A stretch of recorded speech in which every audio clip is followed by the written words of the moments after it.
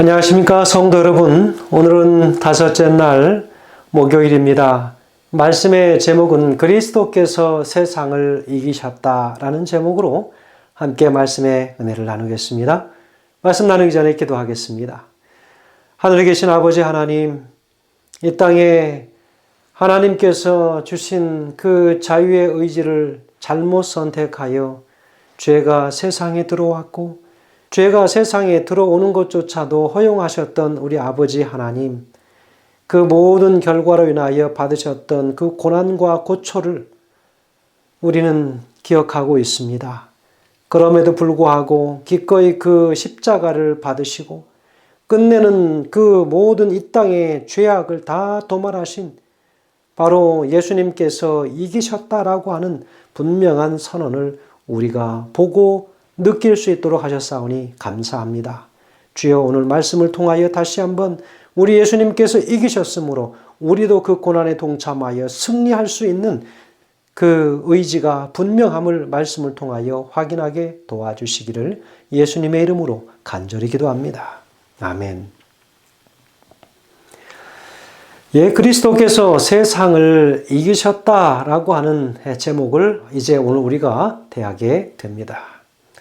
모든 것이 하나님의 이상적인 뜻대로 이루어졌다면 악은 이 땅에 존재하지 않았을 것이고 온 우주는 오직 완전한 사랑과 조화로운 그런 사랑만 가득했을 것입니다.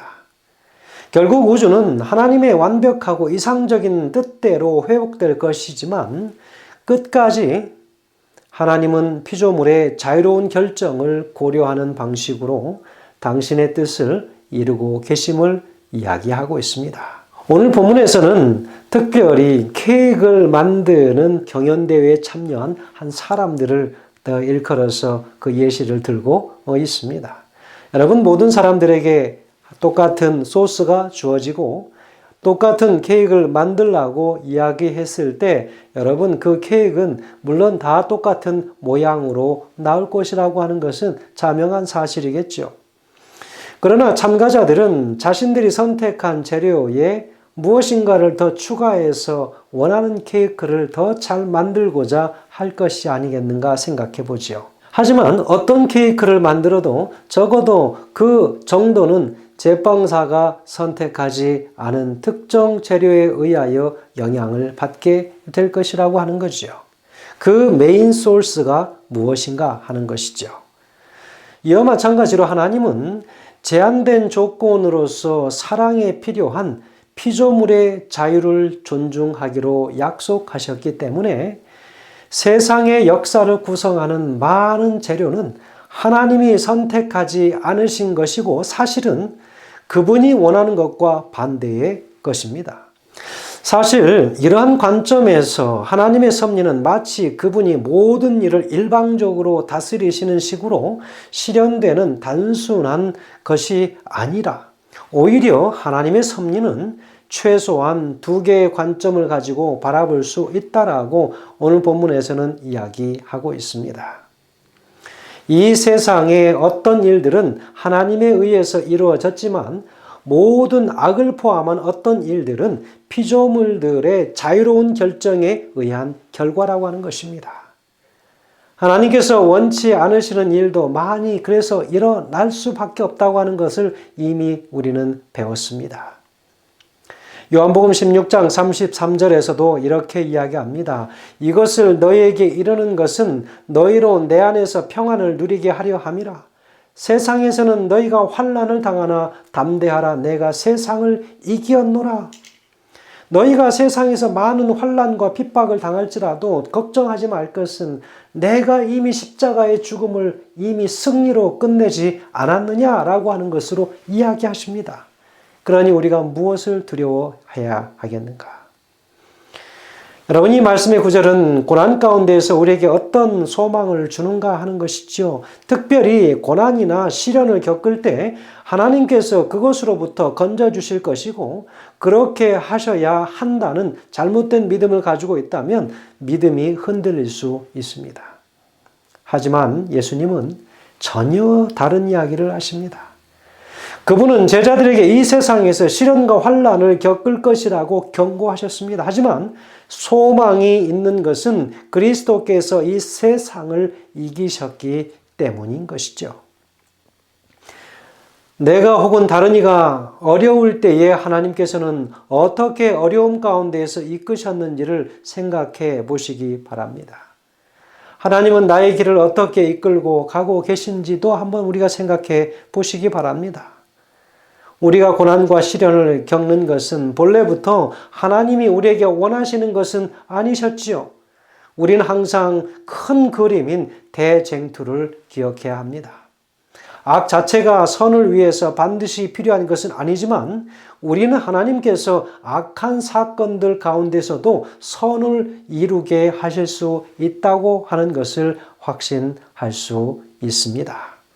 우리가 감기에 걸리지 않도록 미리 그 백신을 우리의 몸에 넣어서 그 감기 바이러스를 넣어서 적혈구들과 함께 열심히 싸움으로 힘을 얻게 하셔서 몸속에서 항체가 생기고 그래서 실제의 바이러스가 들어왔을 때 그 바이러스와 싸워 이기게 하는 그 일들을 하는 것처럼 하나님께서는 때때로 이 땅에 악이 들어오도록 허락하셨지만 그 악을 대항하며 마주하며 살아가면서 그 악을 대항하여 싸워서 이길 이뮨을 면역성을 키워서 끝내는 우리를 강하게 그 죄들로부터 이겨 승리할 수 있는 존재들로 만들어 주신다는 것이지요.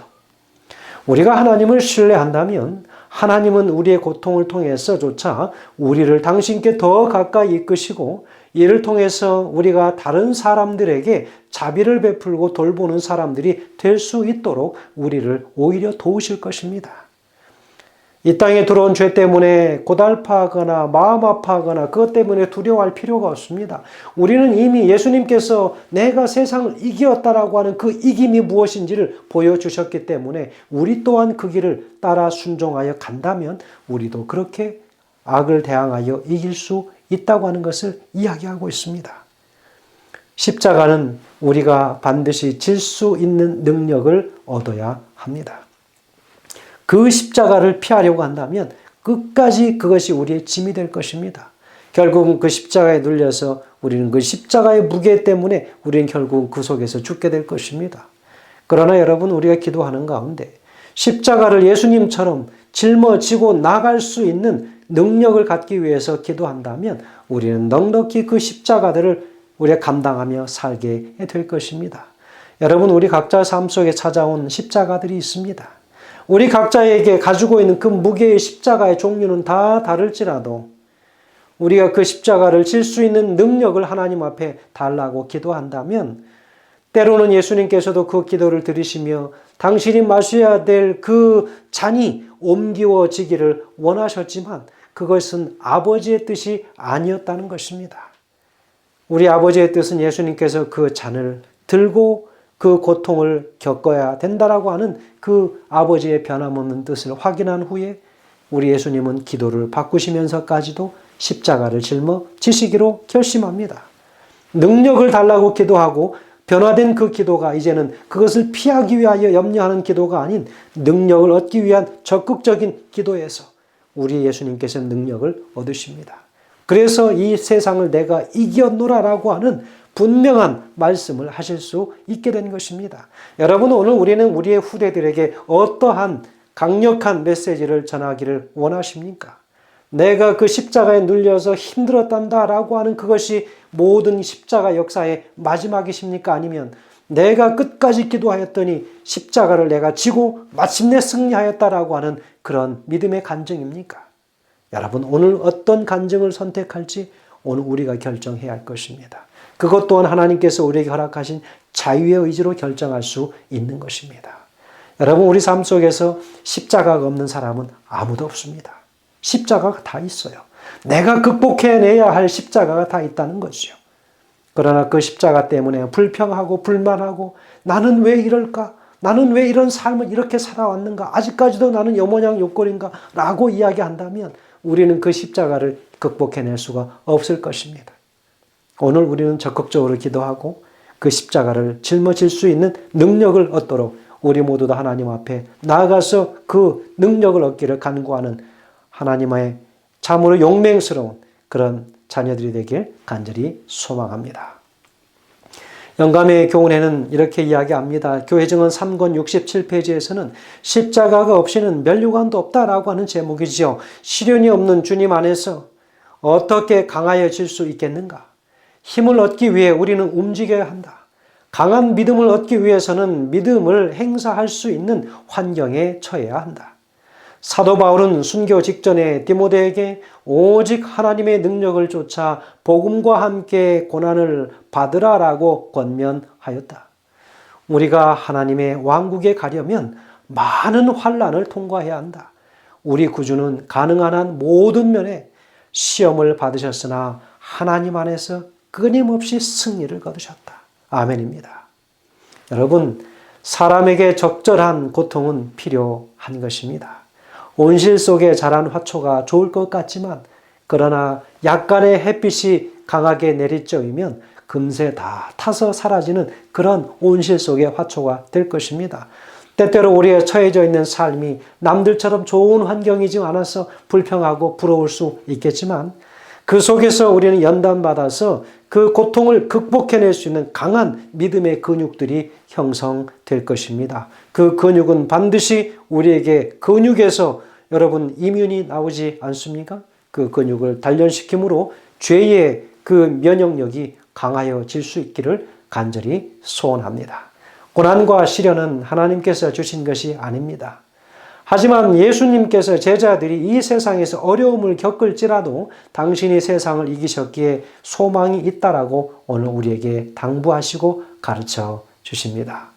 성도 여러분, 우리의 삶 속에 많은 경우 잘못된 그 결정에 의한 그 열매들은 우리의 선택들이 있었기 때문이었습니다. 그러니 우리 하나님의 말씀과 기도의 삶을 통하여 흐트러지고 일그러졌던 우리의 잘못된 인생의 틀이 바로잡혀서 그 바르게 정돈되어진 인생의 틀 위에 하나님의 말씀과 기도가 쌓여짐으로 모든 힘들고 어려운 고난들을 바르게 극복해내는, 그리고 그 과정에서 힘들어서 찡그리는 인상 쓰는 그런 그리스도인이 아닌 오히려 그 고통과 도전들 때문에 더 기뻐하고 감사하며 힘을 내어 긍정적으로 승리의 경험을 맛보는 우리 모두가 되길 간절히 소망하면서 말씀 드리겠습니다. 기도하겠습니다. 하늘에 계신 아버지 하나님, 오늘 우리에게 주신 예수님의 내가 세상을 대하여 이기었다라고 말씀하신 이 십자가의 은혜를 인하여 감사합니다. 오늘 주신 그 십자가의 그 고통 속에서도 이겨내신 그 믿음의 승리를 다시 한번 우리에게 맛보게 하시고 우리 또한 그것을 마주 대할 때 두려워 떨지 않도록 주님 강한 믿음을 허락하여 주시옵소서. 예수님의 이름으로 간절히 기도합니다. 아멘.